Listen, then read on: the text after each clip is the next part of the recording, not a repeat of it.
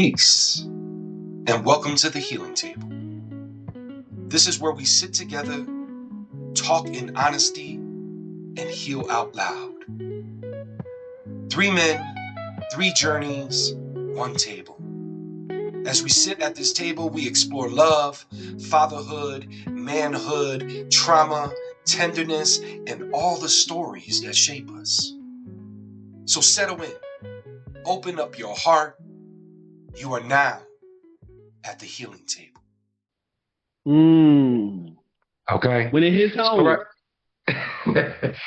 We all know, like, in this entrepreneur life, one of those sectors, when you get to do what you enjoy and you're happy with it and you have the freedom, time, and space to tap into your gifts, you really can impact folks. And I think through the work I've been doing lately, I've been truly, one, kind of sharpening my sword as a coach, and that's the big part of it. It's just getting that ready and steady, but also being able to practice new things that's in my heart and in my gift that I haven't done yet, right? And allowing myself to explore that. As I've been doing that, I've been really recognizing and tapping into a lot of humans that are either truly and really unhappy. So let's put that one on there. Just unhappiness that, like, I've been unhappy in life. Don't get me wrong, y'all. Like, I've been there, right? But this unhappiness is almost like a blockage as well. It's almost like a fear that is blanketed, like a blanket fear, is what I'm hearing, right? Through that A section of that piece right there, I think the other part I'm identifying through conversations with different humans is reenacting things they've seen, learned, and grasped from their parents. So putting this more a little bit in the parental space, and because we're all fathers in the room, let's go ahead and throw it out there and say father space. In saying that, between the first thing I mentioned there and moving it into the second space of the parenting piece that I'm mentioning, as I've been talking to humans and hearing things, one of the things that I'm hearing a lot, and I shared a little bit of this with Michael when I saw Michael, I don't know, a few weeks ago when we went on a walk. And it was about a client of mine who shared with me just some tough challenges with their son. And I pride myself as a coach.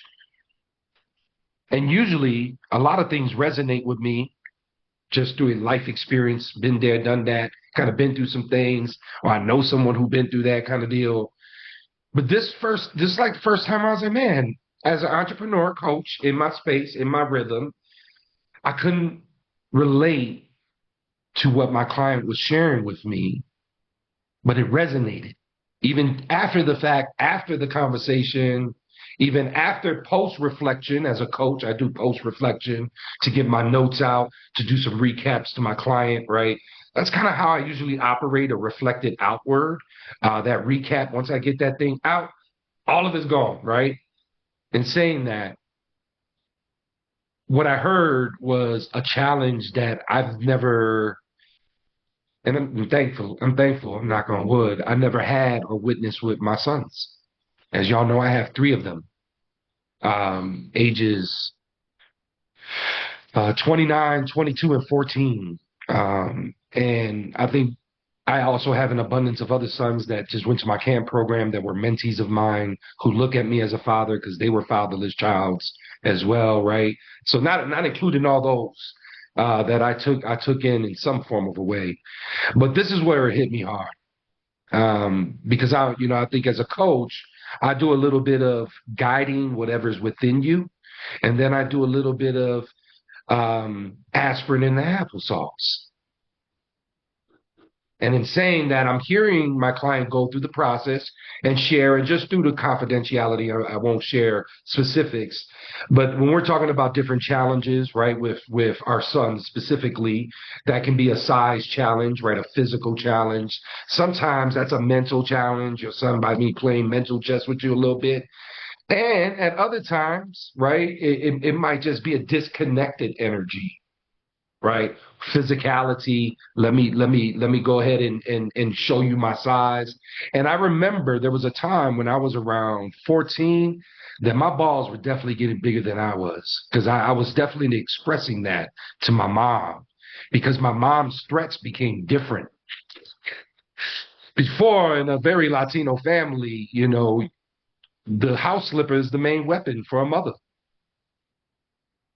But this house slipper now became like a bat, right? And not like literally, she never hit me with a bat, but she used to straight up tell me, "You're too big for a house slipper." And it was because I was also throwing a lot of, I was throwing a lot of that energy out, in saying that. So I can allow y'all to chime in on this one.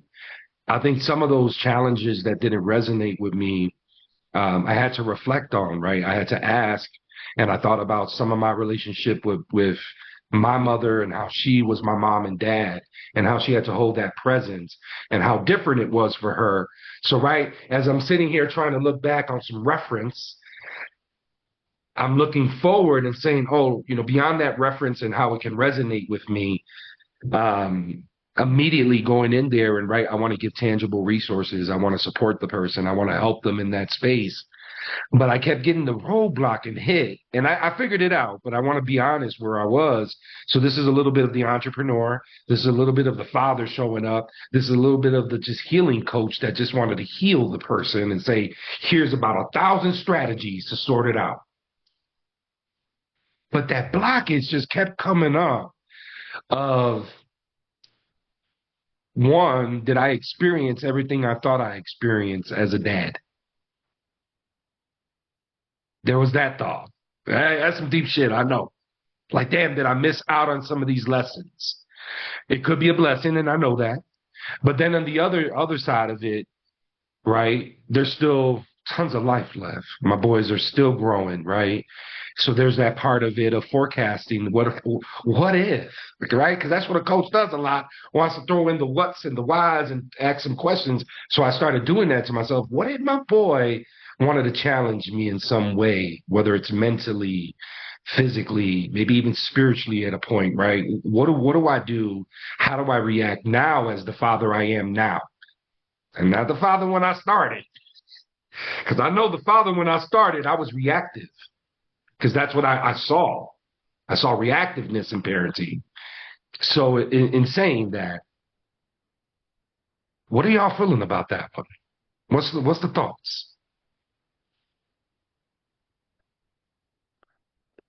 Oh, that's that's deep, Adam. I remember you mentioning a little bit about this, and when you started talking about parenting and fathering, and you said like not the old Adam, not the Mm-hmm. old, but like this new. And like what I think about it now is just like I want my kids to challenge me. I want them to challenge my thinking, and I want to challenge their thinking as well because like I feel at this point my kids are old enough. It's not me telling them what to do; it's asking the right question because there's going to be some lumps.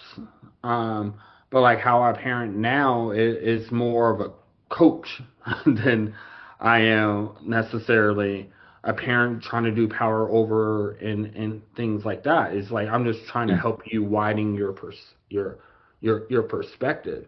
And I don't like what if some of the things I said isn't true for you in the situation that you're in. I don't need you to just to like follow everything I say verbatim and you're putting yourself in a more traumatic situation. I need you to be able to think for yourself. I need you to be able to critically think and examine why your dad's thoughts or opinion is a right or wrong or why you agree or you don't agree with it. Like I need you to challenge that because like because then you're not like shackled in somebody else's reality even though it might be your father's. Like I don't want my kids living in my shadow, living the way or thinking the way I want them to think. I want them to be free spirits and free minds.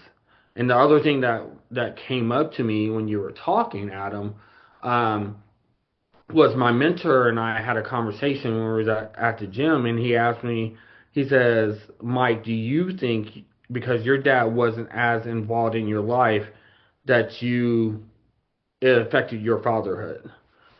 Mm, And I was just like, mm, yes. I was mm, like, I feel if my dad was more involved in my life, I would have a stronger foundation of what fatherhood is. So when I became a father, I would be on step 10 versus starting at step 0 or 1. mm, And um and I was like, yeah, there's so many different growing pains. And I also told my girlfriend this. I was like, we're going to be the people who had to start a foundation where trauma and harm and uh,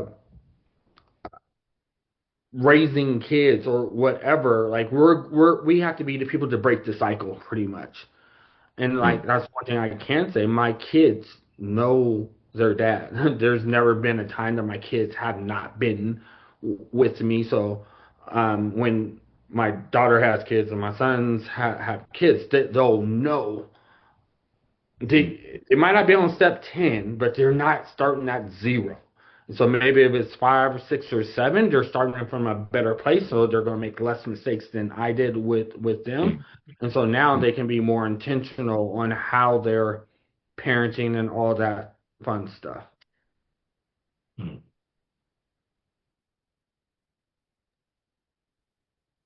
Yeah. Yeah. This is. I don't even know where to start. Because I think when I think about how you first began this is what do you do when somebody you're in that healing space with, um, what they say when it becomes something you experience yourself, right? Mm, And it's and I think about that as this person's instance not only impacted you from your professional perspective, which is how do I maintain my own independence when somebody hits something that is near and dear to my own experience? mhm, And then that impacts something that, to what you're saying, is now it translates into your own world, because then you start asking yourself some of the very questions that you're asking the other person in your mhm, guidance and right sort of space, right? And so I think there's a level of that part of the conversation which becomes, when I think about those of us in that healing space, mhm, how do we make sure people continue to understand that that is normal, and we have a solid foundation of how to process it in a way that you've just articulated to us, right? mm, I say that in the sense of I was on a couples therapy session with this lady, my wife and I, and the lady says to us, she started talking about her own personal life, like, and she said something along the lines of, "Well, I ain't raising no man," and I'm going, I don't want no therapist who thinks like that. Like, you got to be able to unpack that in your. And so you go, and then I go, you know what? The thing that started to go to me, which was something to you. Now, are you doing that? And are you mindful of whether or not those things that just naturally happen because you end up in a space of just talking to a regular human, right? It mm. becomes natural for us to share in our experiences. And so, how do Yep. we make sure when that happens that we're not being professional? We're simply just being human. And so, Mm, I want to acknowledge that humanity piece of it first. That you got to be a cold person in your professionalism to mm, have something that you've experienced that is sitting right across from you talking about that very same experience, right? Even though every experience isn't exactly the same. But again, it's just like this conversation. When one of us says, as a father, well, there's immediate residence versus the yeah. person who hasn't had that kid yet, right? And even though I'm Mm, thinking about it in my own terms, there's an acknowledgement that, okay, I know what perspective he's coming from. He's coming from, well, I know he's talking to somebody he can't control, right? I know this person's independent and sort of in that, right? And mhm, I think when you're able to sort of see it from that perspective, for me, I think it allowed the conversation that we've just had to flow the way that it flowed. Because if I pick up where Mike was, which is I'm trying to approach this fatherhood thing from a sense of there's no such thing as a mistake. And Adam, if Mhm. I think about sort of your question, whether or not somebody gave me a version of fatherhood, there is a version of fatherhood that exists, whether I saw it practically or not. It's Right, so true. and we're measured against it whether we want to or not, right? Again, the women that we date, right? It comes up even before even before I was a father. I was being challenged on, well, what type of dad? Well, shit, I don't really know actually, right? But I didn't even have the words to sort of think about that, right? And so Yeah. I continue to think about, again, when the more I do this work around deconditioning, the more I think about the conditioning that exists in this conversation, right? The conditioning where we're looking at our professionalism before our humanity, right? Hmm. Even in the context of that job, I don't care what job you're in, which is a lot of us, we sort of see this when we go, uh, whoever y'all not identifying under that robe got some job understanding what it is to wear that robe. And so whatever it is on the inside of them, when that robe is not there, it's still within them. So wherever they are, you're going to see sort of that, right? So that conditioning, it's everywhere and it's ubiquitous.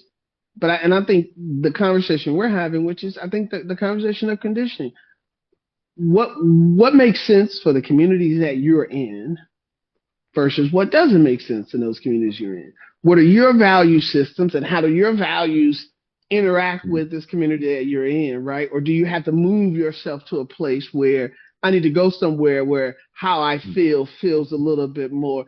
As parents, that's essentially this sort of groundwork that we're sort of creating, which is, are we creating a space where our kids can come into us and be able to see themselves, but also free themselves at the same time?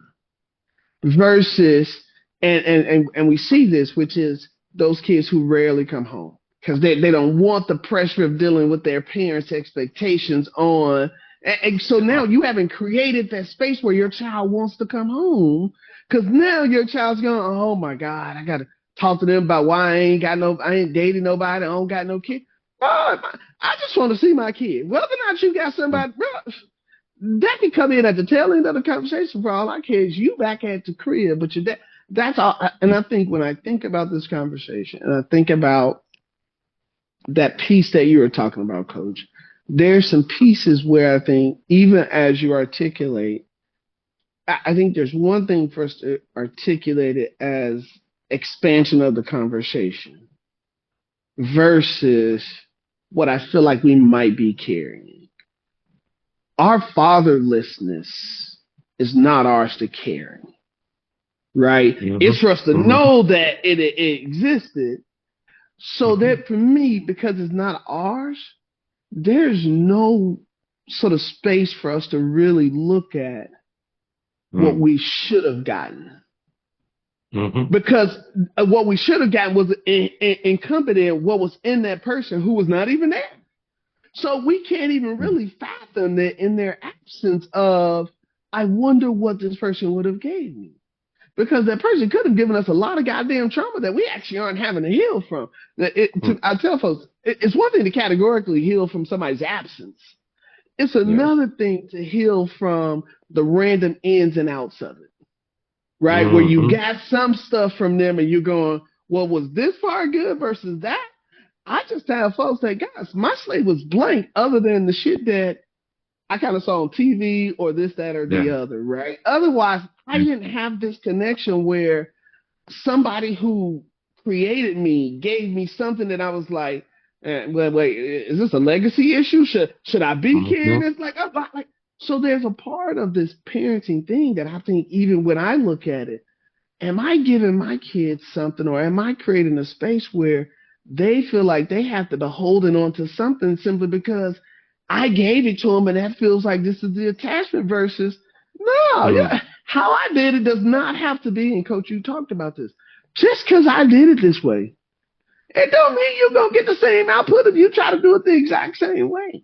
I need to be okay with communicating that, which is what Mike was talking about, which is I'm not telling you what to do. I'm just here to help you. Okay, well, if you ask these 4 questions, I got 3 questions that don't sound like any of the 4 you asked. Are you open to them? And if you are, here's some questions that I have. Happy to participate with you to unlock them or whatever, but I'm expecting you to drive this conversation until you tell me, hey, Dad, I need you to drive this leg for me. Say less.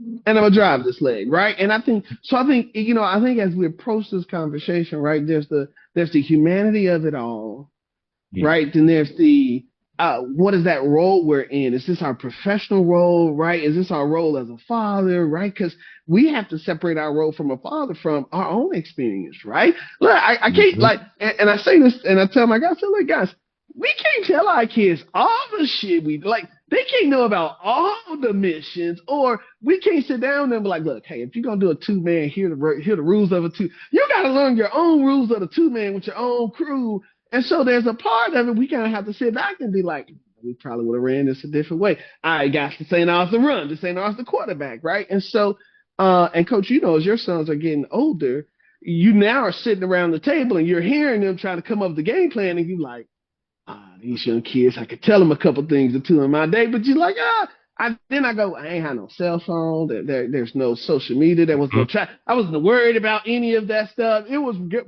So there's a space where even for our own experience, and even as to something, Mike, you talked about, we are the first group of parents who recognize trauma, generational trauma, all of those things, and are actually now intentional about this with our kids. We're literally creating a space that we don't even know about. And so Mike, when you say that 10 steps, I go, yeah, it's 10 strong steps, because whatever we're giving them is in the positive versus we have to come up out of the negative. Like all 3 of us survived the crack epidemic, which means we saw some shit up front that we ain't have to see on TV because the shit was just right on the street around the block. Our kids see shit on TV. I'm like, bro, you ain't see it the way I saw it. Right? I saw it and there was no adults around. We just walking through, right? And so I think there's a spot where we have to also, again, this is what I say, I don't think it's fair for us to use the word mistake because we're creating an environment that we won't actually get to grow up in ourselves, right? And because we're growing up in something that we're saying, oh, well, shoot, my parents gave me this. Unpack this. Wait, rewind this back. Did I happen to get my kids this? Because if so, I need to sit them down, rewind it. Like, our parents still ain't doing nothing like that with us. They still ain't coming to us and saying, hey, you know what? I know we used to whip y'all ass like that, but that we was wrong. Like, there's none of that we ever gonna get from them, that they even see that there is an acknowledgement of, yeah, that was actual physical abuse. They are not gonna reconcile in their mind that shit was physical abuse. In their mind was, look how you turned out. Well, you know what? I can't really complain because I don't know my existence without those ass whoopings. I got to give it up, right? And so, yeah, a lot that you said, and I know I kind of went sort of through this thing, but I think it's a lot of ways you have to splice it in the way you came with it. Yeah. Go ahead, Mike. You want to say something? I feel it. Oh, no. It's all you. It's all you. No, well, I was just going to go back, because you both dropped gems, but I was going to go back to that professional sense and something that Rose said. It resonated with me because I think back to my first therapist, my first and only therapist. And when I first started working with him, it was through marriage counseling.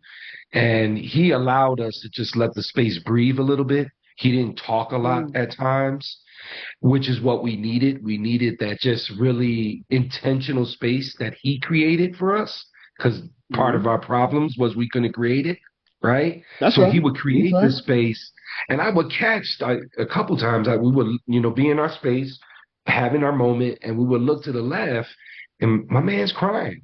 Like, he's really feeling it, right? And I know that, for some therapists that will waver the line of professionalism. Right? Yeah. Tapping into that person's emotion like that. But for me, and maybe the heart-driven person I am, that didn't do that. That it stood professional the whole time. He actually felt what we were feeling. And when I think of that moment, as much as it was a me and my wife moment, my man was in that moment too. Like he was there, right? And so in capturing that, and I think of the moment that, you know what, in sharing that, like being able to hold the space, recognize as a coach, professional, whatever it is, healing person, and seeing that there's something coming your way that is going to resonate with you and you feel it. And I know for me, it kind of enters the back of my brain and just locks in back there somewhere. It doesn't go anywhere, right? And I could continue the rest of the session and I'll hold my stands, right? But I think what happens is, and this is true insight of how my coaching brain works, is that I would end that session and that thing that I put in the back there, right, pops back out. Right, it reminds me of some things, and yeah, and it's not in the sense of, because I know I'm a badass father. Like when people were young, when they were 9 and 10, my homies were like, I'm gonna do basketball, I'm gonna be a doctor, or I was saying I'm gonna be a father. That was like my job, because I thought that would like because I saw that there was a vacant part of that in my life, right? I was like, that's a needed job. And then everybody in my crew lived in that similar space, right? So then I think of what you said, Michael, and that was all the tools and resources we have.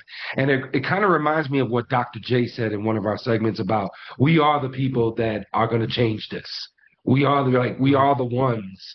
And you're right. I think as amazing as my mom was, I got to a space, especially as a parent, where I can identify the amazing gifts that she had as a parent and then the skills she lacked. Right, the things that and I share this in the spectrum of going back to I want to go back to the parental thing, but I think of all the gifts that she had, all the consoling, the care. There was sometimes, and I said this in a few things, I even say in a poem, how she would just say a few words that just changed my world around. Right, it's just an instant press. But then there was some things that she did that created trauma that she didn't know she was doing, right? So like back in the day, big dancer, I loved dancing, from break dancing to house music, loved it. I was in different crews in Chicago. You always rock the sweater with your crew's name in the back. She grabbed that sweater and burned it because people were chasing me. So her protection, her lens of protection became trauma for me. Her lens of protection is if I burn this sweater, he can't wear it and he can't go perform. He won't get chased by the gangs that keep chasing him because he keeps beating them in the dance moves, right? But then I'm going down in the basement trying to look for this thing because, I wasn't one just to be like, yeah. She's like, I don't know where it's at, boy. I was on a hunt, right? And you find it in the basement burnt up. And to me, I felt like that burning of the sweater, and this is going to be deep when I drop it, y'all. That burning of the sweater turned off all the light for me to ever think I was going to be a dancer or take that to the next level, right? Because I was in that space where I felt like dancing was my identity. But she didn't know it in that level, right? She didn't know it to that capacity. She didn't, and her lens of protection was like, let me just burn this shit. He can't have it no more. It's God. And for me, when she burned that, she took away all. I didn't dance the same. I wasn't the same person, right? Because this was after years of dancing and getting chased. So, right, this wasn't like, one time it happened and she was like, burning all your shit. It was a consecutive thing. So it was a protective lens. So I know that, right? But she never sat down with me and said, how did that, did that hurt you that I burned that? That like the processing I would do with my seeds, like, when that move made, we always talk about having our children rate us. Rate me 1 to 5. What kind of parent, right? My mom never did that. Right? Because I know if I would have told her the rating, she wouldn't have liked it. And that situation would have became different. Where when we got older, and as you get older and that relationship blossoms into more of a friendship, especially when you become your own parent and she sees that, right? That relationship becomes different where I can say to her, like y'all were saying earlier, like, you really beat my ass that time. And she'll be like laughing and be like, she act like that never even happened before. And as a family, we all kind of laugh it off, right? Because it's all funny, y'all, right? And so, I think of the situation of the healing space, and I'm going to land my plane with this talk because these are all correlated to me going back. And I know I agree, grow with the deconditioning, right? I agree with the tools we have and the tools we don't have. And obviously, my mom's didn't have them. She didn't have those tools. She had a lot of love, but she didn't have the tools and the processing to understand what you're doing to me now can affect me 20 years from now, because moms was just working 3 jobs and trying to survive, and right, and where's the resources that comes in and says, hey, what you just did to him, burn that sweater, that's going to change his shit, right? Going to the healing space, going to my client and the things that are shared, to the things that resonate and the things that are like resonate but you don't relate to them, right? Going to that healing space. How do we get to a space of healing and non-healing? Let's go to the non-healing space where you can go to a whole emotional space of not loving your son. Where if I ask both of you, hey, you love your son? You both sit there and look at me and go, nah. So there's y'all on one today. Jeez. Like, there's so many things that you are saying that are disconnecting and resonating, but this happens every time us three are in a room. Um, Adam, when you're talking about your mom burning the sweater, like I was reading something and I was a newer father, and it talked about that one act, one sentence, one word can change the trajectory of your child. It can change something that they love. Can like they might not ever love it again because the person they looked up to most shot it down. And when I was reading that, I was like, that's a lot of pressure as a parent. And it also made me say, Mike, be more intentional with your words. Because if you're, if my daughter's singing and I'm just like, that doesn't sound good. And then I'm mad at her 10 years later because she's always quiet. I'm realizing it was because of me. In a moment when I was frustrated because I was working too much and this, and I just needed some quiet, and I just didn't want to hear you sing. Like when you're a parent, you have to be impeccable with your words because one word can change their spirits and their lives. And so like oftentimes parents like we all have boys, and we're like, oh, we have to set them up to protect them from this world and all this other stuff. The first people we have to protect them from is ourselves. And oftentimes we're trying to gear them up to go into the world, but we're breaking them down in the house because of our own stuff, our own insecurities, our own trauma, our own things that we dealt with from our parents, or either being there or not being there have affected us one way or another. So we're parenting in a way that we made up, MSU, and making shit up, or parenting in a way we really don't know what the hell we're doing and doubling down on it by causing more trauma to our kids. And like the other thing that you're talking about, Adam, is like I can't see that me not loving my kids. Like I literally, there's nothing that they can do that will stop me from loving them. They're a serial killer, they're a mass murderer. I'm not condoning it. I will be really frustrated and I'll be really sad. But my love for my kids is my love for my kids because they're seeing this image, whatever. But I remember when I held them for the first time. Yeah. I remember looking at my son for the first time. It changed me. It literally changed me in that moment because there was something that was bigger than me. And I was like, I was very egocentric and all this stuff. When I told him for this first time, he looked at me and I was like, oh, Mike, you got to do better.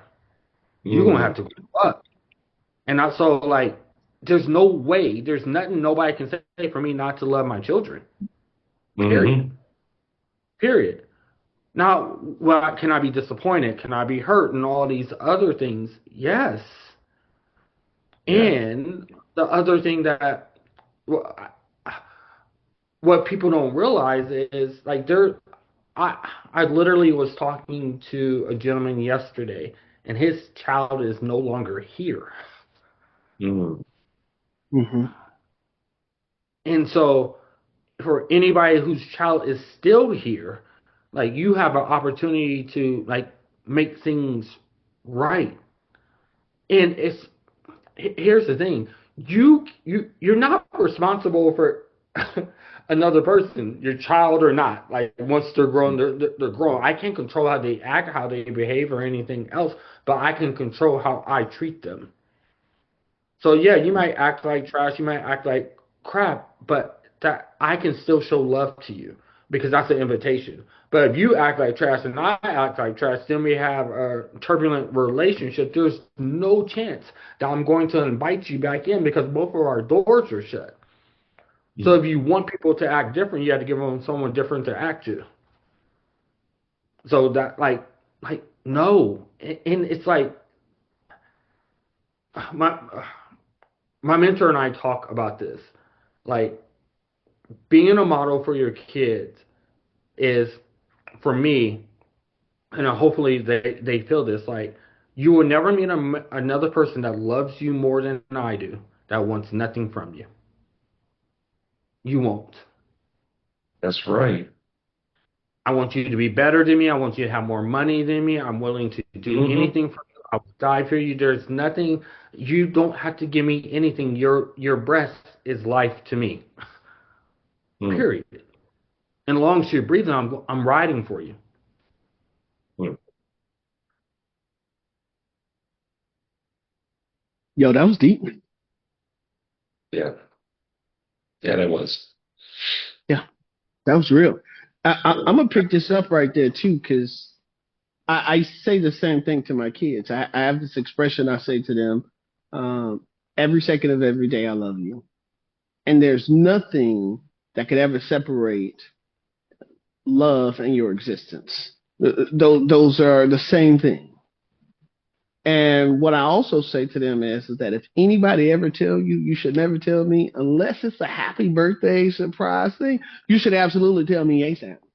Because and I say that to them because I said you bear no responsibility for protecting me from my role in the way I'm going to show up in loving you. So I need you to bring all the smoke, all the whatever, and let me deal with it from that perspective. And so I want them to, and so I echo that same point.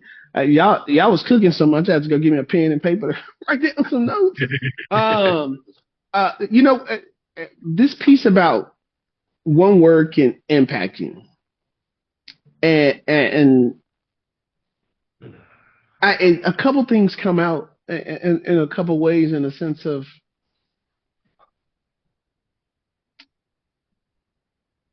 Coach, we're not on this phone if your trajectory was truly dancing. Mm. If that was how the expression of your gift in this age right now was for you to be a dancer, there'd have been a different set of camps you'd have been involved. Like so much is so that there's a part of this that we just don't really know. While we can look back and we can say, man, I remember this moment. Mm-hmm. But we also don't know if that's also the fork in the road where that thing that our parent did actually put me down this way, that because of this, I actually went down this path on the right. The only existence I know is this path down the right. Like I say to people, yes, I wanted to be a doctor for a long time. I spent the first few years out of undergrad trying to still get into medical school. But I know, not even but, I know for a fact that I'm not here had I would have become an MD at 20 something. Guys, I would have been the first black graduate in my family. Like I was already sort of thriving just off that piece. Let alone I had a came out and with the man, it would have been an extra oasis out here. Like so much would have been different. Like the pathway to making six figures dramatically becomes faster. Like there's so much that changes if that had been the career passion for me. If that had been the actual thing. Right? So I actually now have the opportunity to separate not getting into medical school to being me wanting to go to medical school was a inner guide to the decisions that I was making growing up. It was keeping me out of a lot of fuckery because I was like, I can't afford none of this. I'm trying to do this thing. But then when it came to, wait a minute, I got this kid now. It was like, wait a minute. I got to provide for this kid. Maybe this medical school ain't the way that I do this by providing for this kid. And it was like, well, now, even when I made that decision, I had no clue that I'd be an executive in pharma. I had no clue the Growth Fest LLC would be here. I had no clue that this healing table would exist at all, right? And so when we think about that thing where one word can have that impact, at the point you realize the impact, you're actually already on a different course. Because otherwise, you're still playing ball or you're still dancing and it didn't impact you. Usually that impact, we're talking about a chart course. So you actually need to pause yourself and say, do I want to be doing that thing or is this thing that I'm doing now? Because the thing that you want to do, now that you've realized that impact, you now sit in that place of, which is what we would say to somebody, well, you're now empowered to go pick up that thing if that's what you wanted to do. Like, Coach, if you wanted to go back to dance and said, I wanted to do a dance trial, I want to bring this back up. I want to bring my age group back together and say, hey, guys, you know what? Then your whole thing would have been, I danced up until 15, paused, and then over 40, I decided to dance again. That's just what the journey looks like in actuality. Right? And so I think we got to give ourselves some space. And I'm saying that in the sense of, I get exactly what you all are saying in terms of how people articulate that magnitude of that this thing changed my life. I'm also saying if we ask them to look at their life and say, if that thing didn't change, understand all of this other stuff, even to the point of you being right here before me, we're not here. When we go back and we try to change any part of the story, we have to understand that we don't know what we now know either, because you change that, everything else changes, right? I think that's something there. There's a piece that we talk about with our parents that I'm experiencing it now. And I'm experiencing it now from the space of, I think I can see it because I'm about to articulate this. In real time, I have a 5-year-old and a 23-year-old. My 5-year-old is absolutely growing up in the age of AI. My 23-year-old actually grew up with me as I first got my cell phone. So they saw the whole manifestation of that, but we were also trying to shield them from it in some ways that we're not necessarily shielding my 5-year-old because, hell, we got a little robot that sweeps the house a couple times a day. And that wasn't around for my 23-year-old, and certainly wasn't around. I was the sweeper, right? My 23-year-old, right? And so now she's not going to grow up being the sweeper. And folks may look at that and be like, man, we ain't teaching these kids. Guys, we got robots that's teaching. What do y'all think is going to happen by the time she turns 20 in 15 years? Floors may be self-sweeping. Like, I now have the opportunity, which is what I think our parents did not have, which is to have some sort of visions and ideations of the future and actually get a role in potentially what might this look like. It's going to be part of my consumerism that they decide to develop these things further, right? Because they're saying, oh, people want them, right? And so there's a space where our parents couldn't see dancing beyond, or your mom in this case couldn't see your dancing beyond. I'm just trying to get you to survive. He was not thinking about career prospects. You can have a career in dancing. None of that was even on. So the envisioning of any of that was not even there, because our parents had our parents known about social media and YouTube. All of our parents should have rushed to put us on YouTube on day one and then just started rolling up clips. Because if we think about it, we all got some golden footage that just got lost because of how cameras were back in the day. I'm able to send my kids some videos of them was like, bro, I know you think you're cool, but here's that first dance when you thought you was really cooking, right? And so it's a different level, right, y'all? So as we think about survival and life expectancy, it was different for our parents in a point where they can articulate or think forward beyond. You just need to get a job, hold on to that job as long as you can. We're able to be like, man, you can get on this plane, do that. They send planes to the moon. We're able to then even extrapolate beyond and going, what we might even think AI to do to sort of even give our kids this sort of awareness. Or we're in a point of being able to say, hey, you know what? I can put my kids in this coding class. I can put my kids in this class. Our parents wasn't in that spot. So I think some of the stuff that we may have taken at that impact, they had no clue of this thing that we actually saw as an impact, because the fact that dancing with the stars is a thing and you can actually make money dancing, that folks didn't know nothing about that, right? And so I think that's at once. Last thing I want to say, Mike, you said something about this and it really hit me on two folds, because when you said it, one, I really got it, which was you have to give your kids something different or a different person for them to react to, right? As a parent. At the same time, I know this and I hear exactly what you're saying. My mom ain't giving me a different shit. Mom, this all you gonna get. This is who I am. This all I know. My mama isn't ready for healing. My mama doesn't want to go to therapy to unpack that. That ain't my mama's journey at all.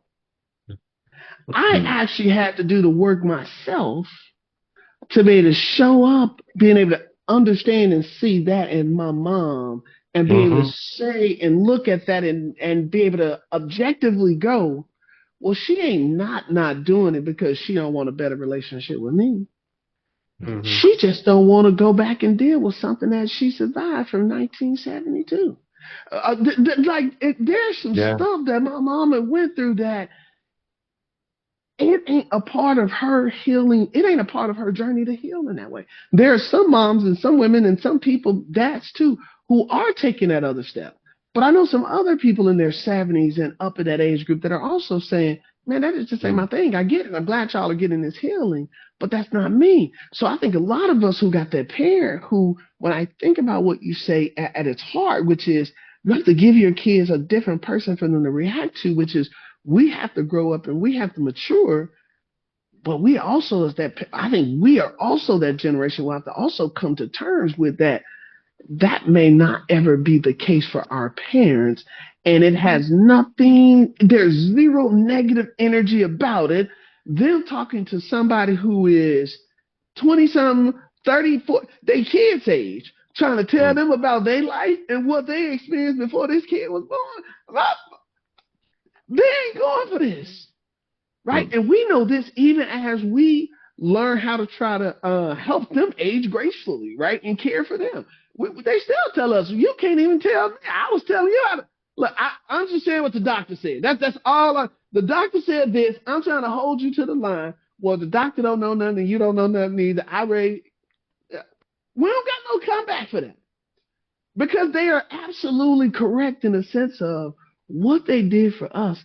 It didn't kill us, and we actually like how we are right now, the healing, the work that we done. They see it. They like it as well, too. And they literally looking at us with us, yeah, I don't see how I did a bad job. you actually did well for yourself, right? And so it's a fascinating thing generationally, because I think our kids can say that to us and say, hey, Dad, I need you to show up differently, because for even as much as we're getting this healing that we're getting, we also have to be open to the space for our kids to say, shit, y'all was telling us that was some bullshit. That was not even blah, blah, blah, blah. And think about the kids who their whole life their parents told them weed was the devil, and all of a sudden with a goddamn license you can go get the shit any goddamn where. Like now them folks ain't ever gonna go back to their kids and tell you that, well, I know you can do it now. I was just trying to say it. That's just not part of the fact that the law changed and this is now acceptable. I was just trying to save your life, and I ain't gonna ever apologize for saving your life for something that I thought was detrimental for you.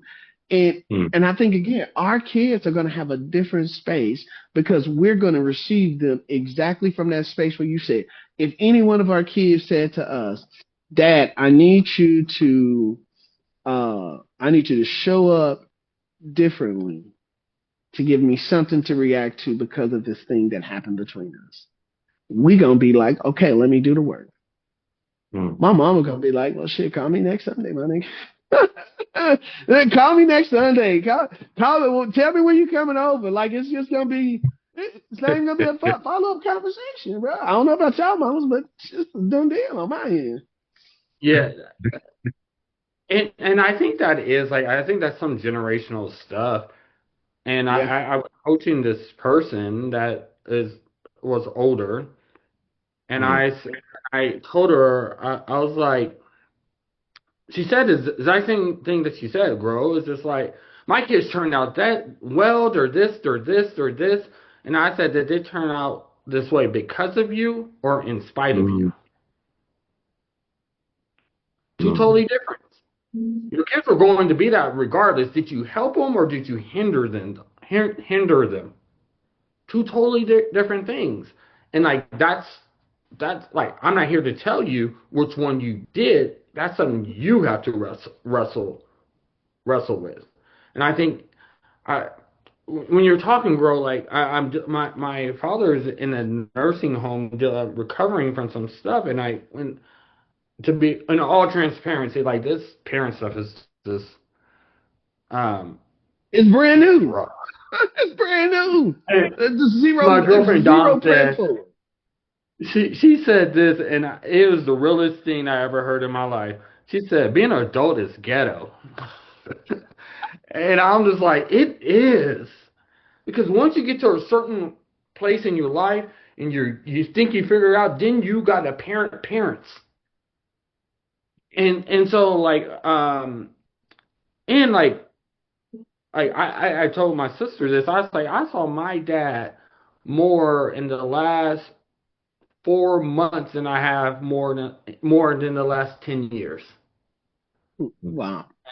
This is not something I'm proud of at all, because I also had a shift in mindset of saying, instead of him being a good father, I'm going to be a good son.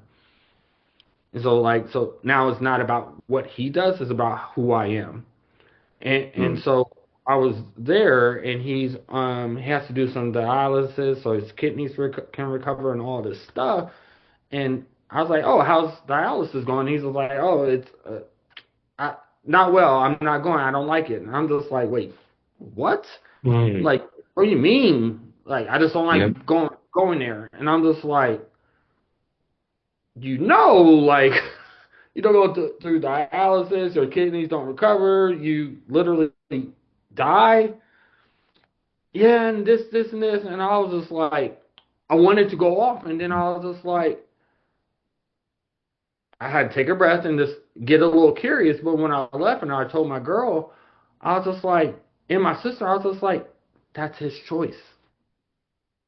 That's his Mm. stuff.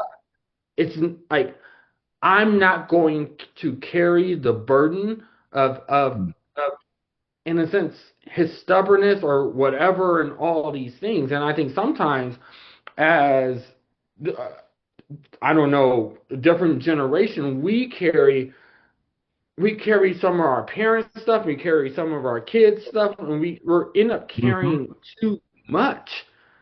And I was able to like, I just realized I was like, this is not mine. Did you show up, Mike? Yes. Did you care? Yes. Did you say what you need to say? Yes. Mm. You don't have control over how this man is going to treat his body. Mm. Well, if he dies, will I be sad? Yes, I'll be hurt. Do I want him to die? No. And I can't put my energy into that because the results are going to be the same results. I told him how I felt and all those things, and I have to move on to put my energy and make the main thing, which is my health, my Mm. mental health, my spiritual health, my physical health, so I can make sure I'm not in that position when my kids come to my age. Mhm. Yeah. Mhm. Hey, Um, I got a bunch of notes on this. yeah, y'all dropped a lot. I wanted to just say one thing. I'm Michael. You said earlier about like to my question of like no, that you couldn't like that removal of love for your seed and kind of like you what you said. I just kind of reflect back to when my seed was first born, right? And those moments, and for me that is so tangible. Like I don't know if it's a gift that I have or maybe because fatherhood is so important to me, right? So it naturally is just embedded, but that's where I go in what you're saying, like remembering when they're young, remembering, when my son's between that age 1 to 3, taking showers with them because it was quicker, Mm-hmm. right? Just doing those little things to kind Mm-hmm. of hurry up to get to work, but Mm-hmm. you got to shower him. We both got to clean our ass. We're gonna do Mm-hmm. it That's together. right. Right, you That's think of right. those moments that kind of center you, and then you also shared about the person who said they lost their son, and I kind of go there as well sometimes of like understanding. I lost friends to gang violence, so I know those mothers lost their sons, so I saw that impact. Right, um, I also know people close to me who lost children don't want to ever feel that feeling. So that feeling is just yeah. So I I, I wanted to just acknowledge that piece, and then Grow, you said a whole bunch of shit that made me think. One, it made me think of my mom's a lot. It made me, which is always a great feeling, right? When I can anchor into moms, because the way you described your moms, like my Yeah. mom and your mom are twins. Yeah. Uh, like they twins in the way they're Yeah. acting, the way they're going about it, because my mom was that same way. I would say, thankfully, towards the end of her life, I want to say the last 3 years of her life, she finally went to get therapy. Mm. Like it took a long ass time to get her Yeah. there, and she truly, truly saw the benefits. Um, but there was, and she said this to me. So to what you were saying, there was pieces that she went through that she just said that whether how amazing the therapist was, she was never going to bring that up. It was gone. She didn't want to Yeah. relive it. Right. Yeah. It Buried was it. such a right as deep as the cut was for her. Yeah. Right. Yeah. That scar has healed now for her in that way. That's how she felt. Pivoting here a little bit for the fathers who fall out of love with their sons. Let's say I I just don't love this person. Who could say to you like when this person's around, they make me f- feel like I want to knock them out, right? When you're thinking of that father and that relationship, right? And it makes me think of a few things because going back to the space of growing up, and going back to reference of fathers, I had references of fathers. They weren't the best, but I had them there. But I think of the O'Connors, who are the friends who lived 2 blocks away from me. It was a white family, and there was a mother, a father, 3 sons. They were called the O'Connors, right? And I watched John O'Connor's dad, John Sr., father, and I started to draft what a father's supposed to do, like a checklist. A father's supposed to play catch outside with a certain baseball mitt. Check, right? A dad's supposed to make sure he always takes his son to get a haircut. Check. It was these little things, right? But never once in that list, y'all. And this is the growth, no pun intended, of the healing and the advancement we have of knowledge, resources, the way we can reflect backward and look at the lack of resources our people had and see the resources and identify them like in the moment type shit, right? I think with that moving with that person, I forgot who I was talking about. Could y'all remind me one more time? The I just person lost. who fell out of love with his son, the O'Connors. Yes. The one thing that wasn't on that checklist, that's where I was going to. Thank y'all. Thank you, Gro.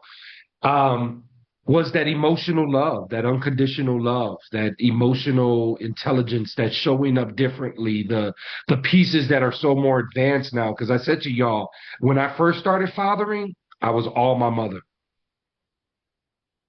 I was just doing her, right?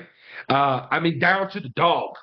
I treat the dog how my mom would treat the dog, right? It was just, right? Because she was my biggest reference, right? Because eventually, maybe a year, couple, I realized that I can't compare and contrast with John O'Connor Sr., Mm-hmm. right? It wasn't going to happen. He was a white man. So it's saying that for that father, right, thinking of that person in that relationship, right, and I mean, completely removed from the love, completely removed from the care. One, how do we help that person? How do we help that pop? How do we help that father? How do we help that father anchor back into that real love? You know, beyond painting imagery, right? Beyond painting that imagery that we just called out of, you know, first time you held your child, you know, the shower thing that I mentioned. There's so many other things we can mention, right? The first time of whatever.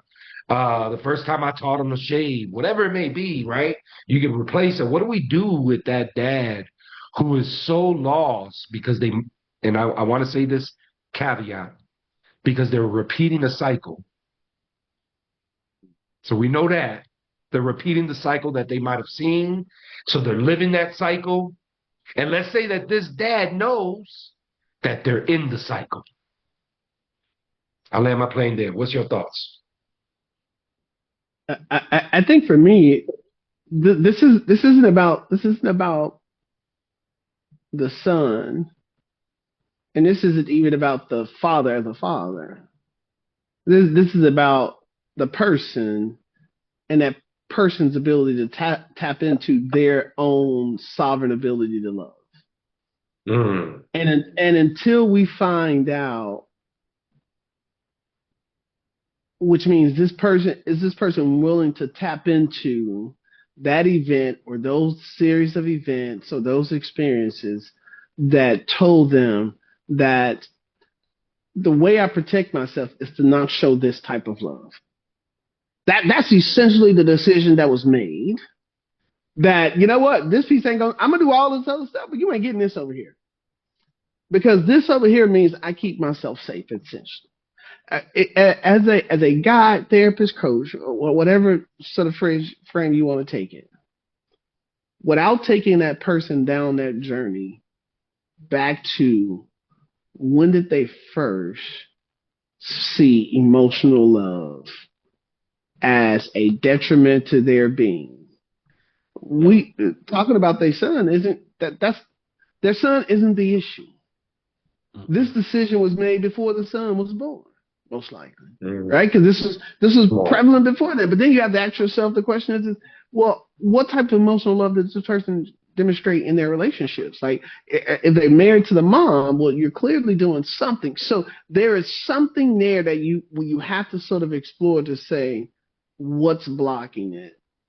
And I think it's, to me, the responsibility of, if I'm seeking help, it's my job to be willing to, and this is what I say about my mom. I know she's not willing to do that, so there's no sense in us putting her in until she's ready.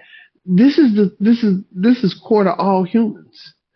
If we don't want to do it for our own reasons, we're about to half-ass the whole thing. You ain't about to get the full of us whenever we don't want to do something, and we're just undefeated as humans in that because it starts as a baby. Baby don't want to go to sleep. Baby ain't going to sleep. Okay, like you start putting all the tricks in there. You're gonna have to do something to manipulate that baby, right? Or you're gonna have to find that. And when I say manipulate that baby, give it some alcohol, some NyQuil, right? Something, something like that. But other than that, you're gonna have to find out what's wrong with that baby and tend to that to get that baby to sleep. And I think the same thing is here. We have to tend to this human to understand from their perspective, because once we understand where that is, all of those questions that you're asking, this is when they become relevant. What do we do? Why do we do it? Well, now that I know what's wrong, now I know the sets of tools that I can explore that target this type of sort of experience that you're having, right? This is where I now go and get additional tools and say, hey, you know what? I know about these three, but is there something else I'm not there, right? What's new, right? But again, now we grow from the process, but we grow from the process by inducing growth in the other person. Yeah, girl, this is why I love like being on a podcast or even talking with y'all. I love when we meet because I love how we're so similar in so many ways and we think about things so different in so many ways at the Yep. same time. So I'm like, oh yeah, that's definitely a piece that I need to start utilizing and working on my game plan, sharpening iron sharpens iron. And Adam, so when you ask that question, like, are you talking about men in general or this person? Are you saying any man that didn't like their son, or are you just talking about for this case, so to speak? Let's just put any man in a situation where they're disconnected from the love of their son, right? And they maybe view their son as a threat as opposed to actually their seed. Or they didn't approve of their son's action. I didn't approve of you marrying this girl or going to the military. Like, or African parents who you didn't decide to become an engineer, banker, or doctor, and I cut you off. Right? There are parents who will cut their kids off for not falling in line with, well, we've raised you this way. Why would you not do this? So that's the space I was coming from. But again, that's on the parents. But it's on you, Mike. So what I would say to that, like, to two greatest fears, the fear of not being enough, the fear of being alone. And for you not to like love your child who is literally a piece of you, that tells me something. That tells me if you don't love a piece of you, you probably don't love most of you. Yeah. And so like that screams insecurities to me, and I was like, which fear is this person currently facing, or is it a combination of both? Are you afraid that you're not enough, or you're afraid that you're going to be alone? Because I know behavior. You're afraid that you're going to be alone. You're going to push people away. They get close. Yeah. And like when you're talking about the jealousy part, it's just like my kid might be everything that I'm not. Or that I want it to be. That I want it to be, right? That's true. They're tall, they're this, they're handsome, they're well liked, they're outspoken, they're all these stuff. So my kid reminds me of all my insecurities. And so like if I'm going to support this person, it's like bro said, this has nothing to do with the kid. This has nothing to do with fatherhood. This has to do with your own internal healing. How you love you matters. So I'm like I'm going to look for the blocks and like, why don't you love you? Yeah. Because like I'm like, I would ask that question. Like, what does love mean to you? Like, how do you love like yourself? Like, I don't deal with that stuff. Like I'm assuming that's the kind of energy I would get from this kind of kind of person. Which also tells me like we about to be in for a long session. Yeah, we're gonna be in for a long session. And it's just like you might appear strong and have physical strength, but you're weak-minded. Yes. Weak-minded in understanding what true strength is. True strength is being vulnerable and being able to be in touch with your emotion, because then you have to grapple with stuff. Weakness is putting everything to the side when you don't have to deal with anything. And so also I'm thinking about society, how we encourage men, or we encourage and condition men not to be in touch with their feelings, not to have emotional intelligence, because if you're too sensitive, quote unquote, you cry a lot, quote unquote, then you're not a real man. And so like society might support it with this disconnect with this man's child, because he's suppressed so many emotions. He doesn't know how to feel, when to feel. I'm used to being cold, so now I'm supposed to love him. I never knew how to love, because I don't even know how to love myself. So how you gonna love a kid if you don't know how to love you? It's gonna be awkward as hell. And so you're going to do things that you think is love, because you don't even know what it is, so you're kind of making up stuff, and then your kid rejects you from that kind of weird ass love, and then you're like, no, I'm cool on him. He ain't appreciative. He this, he this, he this. And it's just like, nah, man. You don't know what true love is because you don't know how to value and validate yourself yet.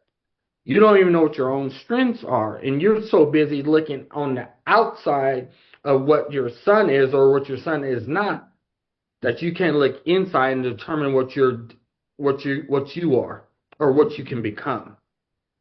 So if you can't look, if you can, like, in a sense we always talk about, if you can't hold up the mirror, you can't, like, find true love. The first person you need to fall in love with is you. Mm.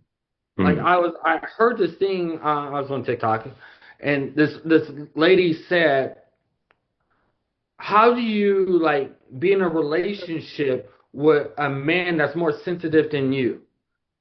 And I was just like, it triggered me because I've been called sensitive, and I never liked that, but it also made me, as I've grown, I was just like, I am. I'm very sensitive. I care about people. The question is, why aren't you? Um, and this dude brought up a good point, and his point is kind of what I talked about. Like, as men, we carry so much. When we go outside of this house, we put on certain shields, certain protection, so we can withstand what society is throwing at us, the things that we see, the things that we hear. So we have to like armor up and go out there to provide, right? Quote unquote. Mm. And when you come in the house, you want to take off all your armor.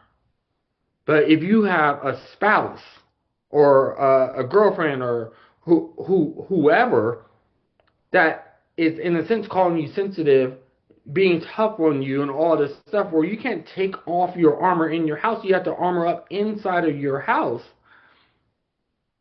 What is a man supposed to do? Mm-hmm. And like, I don't know a guy that doesn't want peace. That's what men want. Peace and respect. Yes, I care about love and things, but more than love at this point, I want peace. I want boring sustainable, boring predictable. And peace means I get to relax and I get to unwind. That means I'm not wearing masks. Peace means I have mental real estate.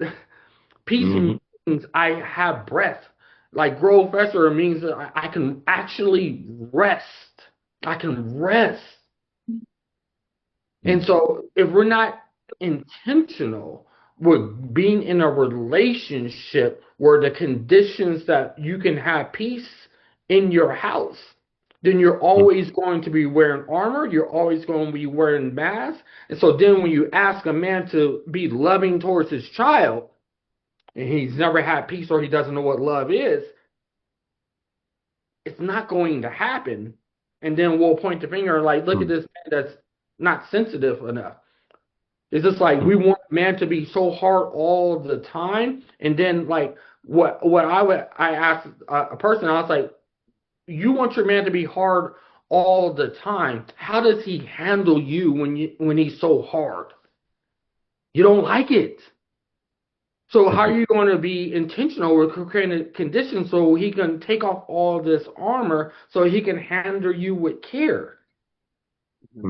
We have to be intentional with creating conditions for man to be able to handle people with care. You like it when you get protection. You're tough on him when he gets home, but then on Valentine's Day, you want to be romantic. It doesn't work like that. And so I like all this stuff is just kind of coming up because I think we have to decondition. I'm gonna use some professor words. Decondition. We like that. We like the use of it. Society in relationships to allow man to be sensitive. Men need to be more sensitive, and I think that's how it's part of how we change this world.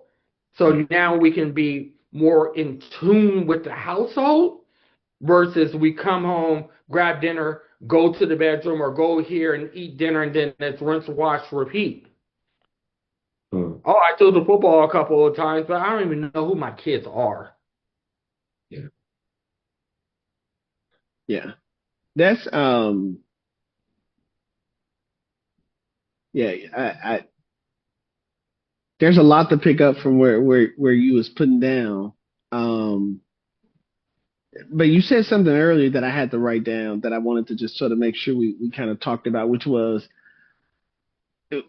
are you changing because of your parents, or did you turn out a certain way because of your parents or in spite of your parents? I think that's the phrase you used. I actually, in my own experience, don't think it's either of those. Mm. Right? My dad wasn't involved, and my mom didn't raise me, but I didn't become who I became out of any spite, or even in spite of what they had going on. They just was not a part of the equation, which was by the design. Mm-hmm. I'm here. It wasn't for my dad to be a part of my so for me, it wasn't, I didn't become this in spite of him. So even I had to sort of take myself away from that, which is the more say, uh, this is who I am. I'm evolving into this. There's intentionality into me. There's an intentionality for each of you that you are on the healing journey that you're on. That's got nothing to do with your parents in spite of or because of them. We talked about this earlier. We can't make our kids do anything. You can't control another person. Everybody in this world hasn't decided to pick up healing. Everybody, we've already described that there's a set of folks who are not interested in it because, hey, I've already Yeah. survived it and I buried it enough. So when we recognize that everybody isn't going to come from that healing, we also have to think about the sovereignty of our existence that says it's not about in spite of somebody else or because of somebody else. It's also simply because this is what's rooted into me to be designed. And there's a part of this that I think we have to sort of acknowledge that, in the sense of, while community is great, we all need people. There's a part of everybody individually that you're responsible for your gift, and that's not about in spite of or because of somebody else. It's actually you. Do I like how I'm showing up? And am I willing to do sort of this thing, right? And so, saying that to say, I think there's just a third element of, not just in spite of or not, because of them, is it also inherent in you? And I think the three of us, I don't know, for me, I kind of have this sort of sense of, if you put us in different religions, we would have been healers in that space. If you'd have put us in different language, we would have been like, we would have came up in those same spaces thinking through, or because I think the energy in us has that piece, right? There are some people who just don't have that energy spirit in them, which means they are always going to have to go to a healer versus the people who are, Mm-hmm. healing is a part of me, right? And so, Mm-hmm. sort of saying that to say, there's a part of, I think, the human existence that I think sometimes I think we have to maybe take a step back from, which is, you only get to do life the way you actually experience it. All of the other things we start to pivot and look at, you pivot and look at them from a point of your own experience from it. Right. And so, what us being fatherless, there's a intimate space of growing up with your father that we don't necessarily have, but yet now that we have our own kids, we have that space within our kids. But what I tell my kids is, I don't know what it's like to be them to have a me. Mm-hmm. Because I never had that person. And Mike, this gets into something that you talked about, which is when you talk to your kids about stuff. I've never had that opportunity to talk to my. So there's a part of that experience that I'm never going to experience as a son to a father. Hmm. And so in my kids' experience of me being that father and them son to father, that experience that they have is so uniquely them that even in me, I can't I can't see it. Hmm. So I have to be mindful of myself when I even say that to them, which is I don't know what it's like to have had somebody who you can just call because I have to make sure that I'm not. Sometimes when I say that, I kind of feel a little guilt as if I'm trying to sort of. It sounds as if I'm Mhm. setting it up to say you need to value me because I ain't had this, and I don't ever want it to come off like that. And so what I try to articulate to them and say, hey guys, I'm gonna struggle when I say this, but I just need you guys to understand what I'm saying. This is that you guys may be experiencing something because I exist and we get to have this conversation that because I didn't have it, y'all might have to put me up on game if I'm missing something. Hmm. Like I try to father in that way of I don't know.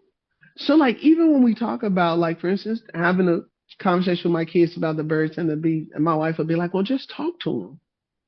And I was like, "I hear you. I get it clearly.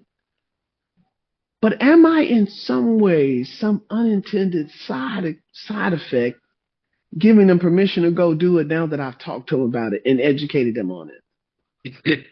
Right? It's like, hey, uh, when do you uh, introduce the conversation of sex before it's uh, you saying sex is okay and it's normal? Yes, I am saying that, but I'm not saying you go out and do this. Like there's a part of becoming that this translates through is all, and I want to sort of tie this into, which is not seeing your kids often, parenting, it has zero preparation, and then coach to something you talk about, which is professionalism in healing. mhm. Th- There's a so if I take all three of those and sort of really connect it to this, you only get to do that once. Mhm. You don't get a second chance to parent your kid. Like you don't get a second chance to parent your aging parents. Mhm. And everybody isn't going to get that opportunity. Everybody isn't going to get a chance to do it with both parents. Some folks are going to do it by themselves versus split with a number of. Some of them are going to be the last one left to do it. Like there's going to be all these guys. There's no preparation for this, and we're literally living in a space where our parents didn't really have to bear the responsibility of taking care of their parents so much because their parents died so much younger. Now there are the ones whose parents ended up living longer, but again, life expectancy in the 80s was look, retiring at 65 was considered the gold standard. Now Mhm. people are living longer, so now we're thinking, look, the way we're taking care of ourselves, our kids could be looking at taking care of parents in their hundreds. There's no platform for that. Like, guys, there's nothing in my financial platform that's even prepared to take care of me into my hundreds. I'm not even thinking of like, guys, like, so there's no way I'm preparing my kids to even prepare for me because I have no idea who the hell I'm going to look like or be like when I'm 80, 90. So Mhm. there's a part of this that we can't even give it to them. So when you're parenting your parents, right, there's just this new space. Not seeing your kids. And one of the pieces that pulled this out, Mike, when you was talking about not talking to there's a 10-year gap, more in 4 months than you have in the past 10 years. There's a naturalness in the sense of we're one of the few species where you actually get to spend your life with your kids or even connected to your kids, right? Everything else is, oh, I got you to this point. Now you off and on. Now it's time for you to go do your own family. There is some of that in our life where I don't get to see my mom as much as I'd like to, right? She's trying to work and maintain her level of independence. I now am a father of 6 kids. I'm doing my own thing. And when you start to think about it, you go, man, just trying to keep in community with everybody in your family is a challenge in itself, right? And so when we give ourselves that grace of knowing that there's zero preparation for parenting our parents because well, not parenting your parents while you're still trying to learn how to parent your adult kids as you are also navigating from ain't in my 20s no more, ain't in my 30s no more, man, my 40s Mhm. is gone. God, what is that? Like it's a lot that we are all trying to integrate at one time. And so saying that to say, closing on this last piece, which is, Coach, when you talked about that professional piece,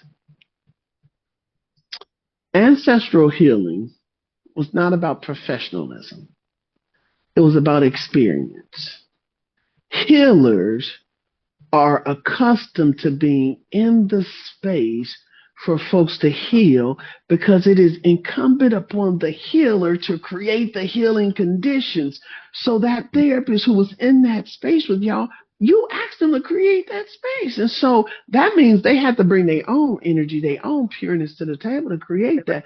But if we think about the sitting around the fireside or the natives in the tent or wherever it was always in community of people. And it always required the people coming to give healing. They had to offer their truth to the table because the person being healed said, I can't help you if you bring in lies to the table. So it wasn't about this professionalism. That whole piece started to come in when people started going, well, you told me you could do this, lawsuits, all of this. Back in the day, if you went to a healer and it didn't work, you went and tried a new healer, and that was just it. The offering that you put up was the offering you put up. You had to own, because the healers would tell you, my job is only to help you to a certain point. It is now your job to go and do this other stuff. And I think that when I think about this whole conversation that we're having, and if I tie this into Buddy who don't love his kid, who's having those emotional challenges, we also have to look at this person who has only gone through the life in the way that they've gone through life. There's still a certain level of protectionism that this space has left this person. If this person is 65 years old today, that person is still going, yeah, but I don't love nobody in 65 years, and I'm still here. We have to also understand the lived experience is absolutely undefeated. So no matter how much we talk about this healing, the person has to want it from a perspective of saying that, is it actually going to be of value?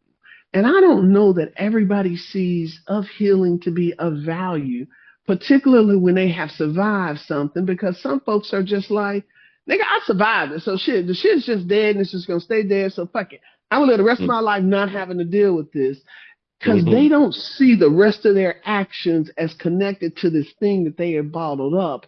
Because in their mind, that thing is dead, and I'm not doing this because of that. But in our healing space, we kind of go, well, that pee is still under that mattress. And so, well, you're going to feel it at some point where you roll. And you guys know the mattress, the story of the mattress with the little pee under there. So, anyway, so I think, again, this is where you sort of come to. But anyways, yeah.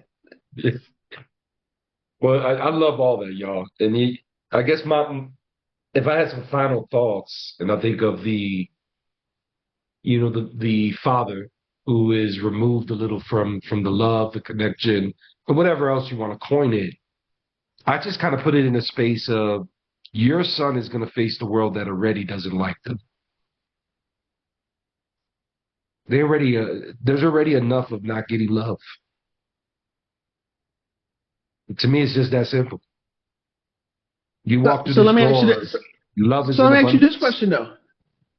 But if that guy isn't receiving it, right? Because I hear exactly what you're saying. I can see it, but we're also talking to somebody who can't see that, because the absence of love on this planet has not stopped them from becoming age 65 or having done whatever they've done to the point that they've now self-identified as, I'm successful, or I'm okay, or this is whatever that term is that they use to say, I am at this big age right now. I hear you, but I'm at this big age right now. Or I hear you and I'm at this big age right now, hearing you talk like that, and me still going, I ain't open up and let nobody, because ain't nobody let me in. I ain't never seen it without no conditions. It still ain't happening to me now. I'm still out here just kind of, and you're asking me to do this. Like, as you're saying that piece, Coach, I'm thinking about the person who's going, what's this fucking love shit you talking about in the first place? Because something that I wrote it down and I meant to mention it. Mike talked about this, which is the definition of peace. We talk about peace and we talk about healing, which is why I love your question, which is who's helping you heal. I don't think that we're all saying the same thing when we say heal from something. I don't know that we're all saying the same thing when we say what does peace mean to me? And so as you're talking about this love and how there's this absence of love, I don't know that everybody sees that from a experiential way of in their own lifetime. They've been able to see that to the point of being able to step into that space that you're talking about exists. When you talk about that person, I think about that person is how do you get that person to walk across that bridge that they go, I ain't seen this bridge, and you trying to tell me at this big old age you want me to step on that bridge for the first time? Because I'm telling you now, I'm gonna be 38 hot outside your door if I step on this bridge and I meet somebody who ain't ready to receive me. Because that's a part of that process that when you open somebody up to love, we also know that love on the other side of that is also access to the person who, or there's access through that portal of love for hurt on the other side. And so if you're talking about somebody who's emotionally saying, bro, I ain't trying to do, we got to be careful about how we sort of articulate that whole experience for them, because we all know, the three of us, is even if I give you the best healing tools possible, doesn't mean you're going to be talking to a healed person on the other side who going to even acknowledge any of it. Because we all got that person in the family. I don't get fucked up about none of that you got to say. At that point, hey guys, if I hear that anywhere, I'm about to get up out of that, because that person is telling y'all right now, whatever you thought was the normal decorum of whatever was whatever, them rules are off the table right now for this person, right? And I think that when I hear about that person that I think you're describing, I think about that experience that they may be having and going, could they even fathom that other side that you speak about, having never really felt like they've even experienced it for themselves? Yeah. No, I hear that. I think for me, where that one lands, Gro, I think you don't need to. For me, you don't need to receive it to feel it to get it back. Meaning, right? Okay. I love the fuck out of pizza. I'll tear up some pizza. Doesn't mean pizza love me. Yeah. Fair enough. Right? Yeah. So I think of this. I think of that wounded father, because I do believe they're wounded in so many ways, sure. right? Yeah. And in hearing what you're saying, I think of that wounded father who probably needs to learn how to give it before they can actually receive it. I think there's a level of allowing themselves to feel how it is to give it to someone to understand the receiving piece. And I think that's where it puts me in a stuck place as well, because you can't force no one to love people, right? You can give directions, you can give some damn breadcrumbs, and then you said it earlier, bro, about this happened before your son was even born.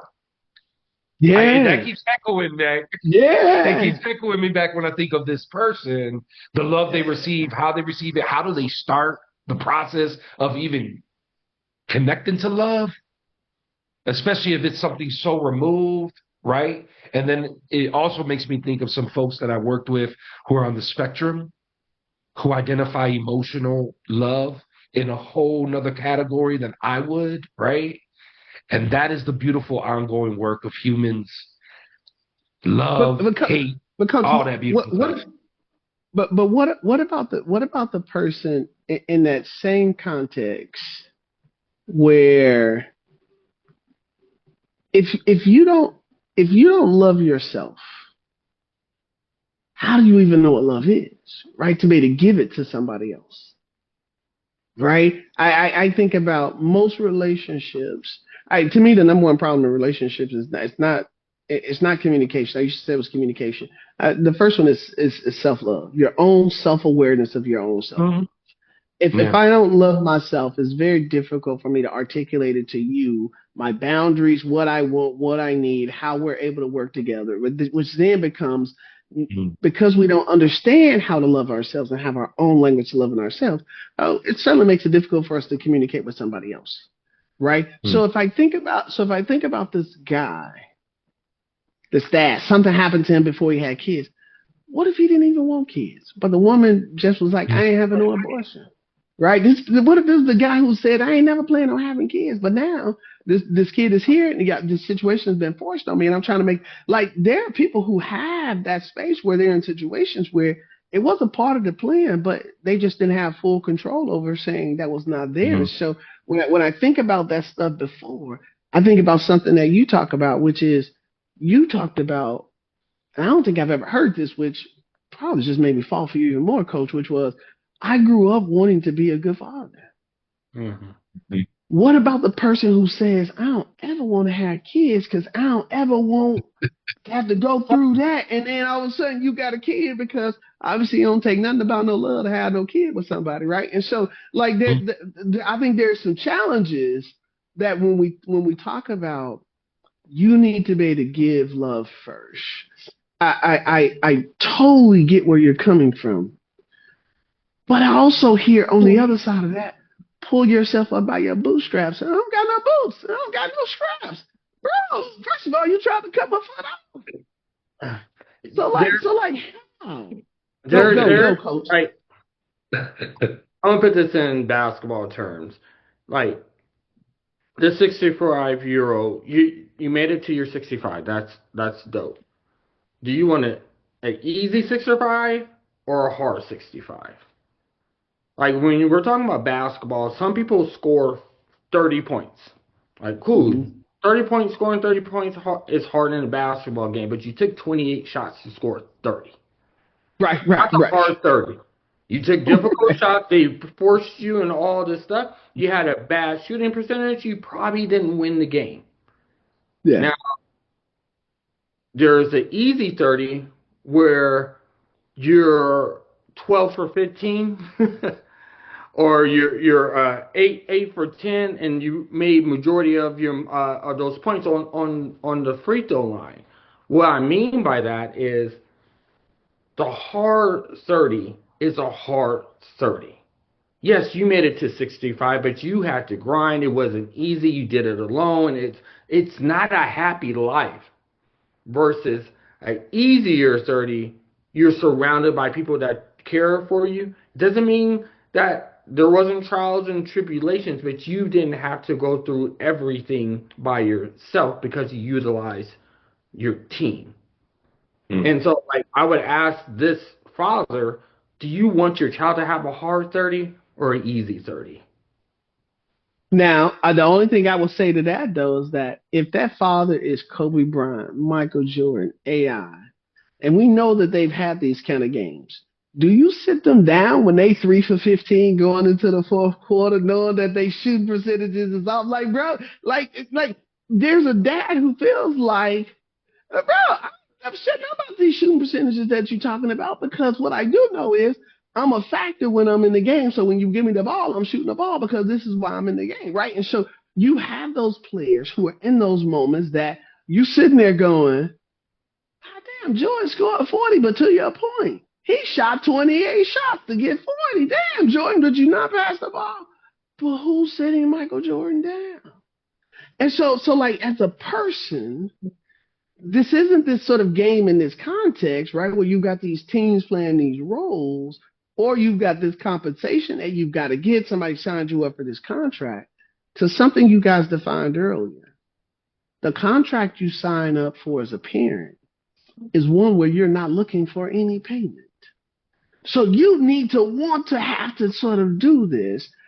But I think to what we've all said in this whole episode is you got to do the work to make sure you are showing up in a way, right? But then, Coach, the example that you're giving us is that the person has said to us, I don't believe in this fucking love shit, right? Whatever this is, whatever happened to me in my childhood, I have yet to deal with it. And it impacts, from y'all perspective, it impacts me because y'all think I need to show up with this kid. But to me, this kid is fine. We still had a conversation. The fact that they want me to hug on them or go to therapy, I ain't ever gonna do that, with them. But I'm still here. I'm still doing something. I kept a roof over this kid's head, right? They was able to go to college. But what's this emotional stuff y'all telling me ain't done? Like, it's hard to tell. And you guys know this from your own clients and your own experience, even from your own family members, right? There's a hard hurdle to sort of clear for somebody when they've established in their own mind, in their own thinking, that the definition of success is the fact that they are just alive right now. Mm-hmm. And the fact that whatever you feel about however they feel like, however unhealthy we say it, that person's still sitting here saying, I'm here right now. For as much as this political climate looks the way it looks, and I can talk to folks, and we all there's some folks that can sit and resonate and go, it's just unbelievable that we can be acting this way. But then you can sit with some folks, and they can feel on the completely opposite side, like, well, shit, this is the right thing to do, and you're going, how? But yet, at the same time, we live on that planet, we live in that space, we're in that elevator, we're in that building, we're in that store, we're in that restaurant, and they feel the way we feel, and we have to coexist in that space. But yet, you at your core, you're going, you literally support somebody who is doing this? And I kind of go, I just want to completely separate from you. I feel like there's some fucking in him. Like, it makes you get real pissed, but then you go, that ain't gonna be helpful at all, because now I'm getting myself wired up because of how they feel, knowing I don't feel that way. Well, I need to feel how I feel, knowing and thinking about how I can make an impact in another way. But yet somebody on that side is still trying to go, well, they need to convince me that this guy's doing the right thing. Right. And like, this goes back to the basketball analogy of like, no, I'm not taking Kobe, MJ, LeBron. I'm not taking them out. I'm going to support them with being more efficient. So if you're 65 and you survive that you're 65, so you don't believe in this love stuff and all these other things, and if I'm coaching you, you say, well, I've lived this long. It's living the bar. Ooh. Is that the bar? That's all you want in life. If that's the bar, you good at what you do. So to be alive one more day. Yeah, so you don't really need me, but my assumption is you want more. You want more than just surviving. My assumption, like, most people want to get to thriving. There's other things that they want, and like those are the coaching things. Like, all right, what is one tangible thing that you want? It might be a car, it might be this, it might be that. Let me help you get to that, so you can have engagement about something. Because like when people say, oh, I don't love whatever, you love something. You have a favorite food. You have a favorite car. There's something that they you love those snacks. About. They love those snacks. You love snacks. You love something. Something brings you joy. I don't know. I've never met a person that doesn't have joy within something. Even if you enjoy solitude, that's cool. Some kind of something of that nature. And so it's finding out what that hook is, and then kind of leveraging it, because 9 times out of 10, that joy that you have something in, your kid has some joy that's probably very similar to that. You just haven't taken the time to realize it. Like, I thought my connection with my son was basketball, because he plays basketball, I play basketball, but that isn't. He likes rapping, and I like speaking. It's the freestyle within that. It's like being able to go off the top of your head, being able to pick and flow, and like in a sense, like I was telling him, I was like, you're trying to rock the crowd, I'm trying to rock a crowd. Yeah. I'm trying to motivate. You're trying to do this, and I'm trying to inspire them. I see the head nods and things like that's right. And so, like, I was like, yeah, I might have a rhythm, and you might have a chorus, but majority of my stuff is coming off my head. And so when when I had to take a step back because I'm just like, no, in college and this and this, and he's like, no, Dad, I want to be a rapper. And I'm just like, if this isn't typical things that I heard, no. And then I was just like, oh, when I was able to take rapper out of it, and he wants to be more like just like you, or he loves doing the same things that you're doing, Mike. Storytelling. Mm-hmm. Storytelling. I had a different Mm-hmm. approach. Mm-hmm. So now coaching him looks different. Instead of it's like, yo, you need to go get a job, da da da. It's like, yo, you need a job to pay for your equipment, to do this, to travel. It's a whole different type of feel. So I'm talking like when we say that gentleman, if you can get him to remove the barriers that's getting in the way of seeing his son as part of him and loving the same things as him, maybe you can start to break down some of that armor that he's wearing. And the other thing I would probably really try to figure out if we're talking about this gentleman is like why is he wearing so much armor? Yeah. You know, I think the genius part you did though was when you said, "Is your bar just living?" That was a game changing conversation because I think when we first talked about it, one of my first things was, well, we need to figure out what that roadblock is. Well, you can figure out what that roadblock is very easily if you ask them, "Are you actually living?" Because then they have to acknowledge, "Do I like the conditions that I'm in? Yes or no?" And that second question you had, which was, "Well, I'm here to help you get there. Let's talk." Right. So I love that whole approach about that. That was yeah. Thank you for sitting with us at the healing table. If something in this conversation spoke to a wound you've been carrying, give yourself a moment to breathe and honor it. Some things don't need fixing, they just need truth. Share this with someone who might need the same reminder. And until next time, keep pulling up a chair, keep taking care of your story, and thank you for joining us at the healing table.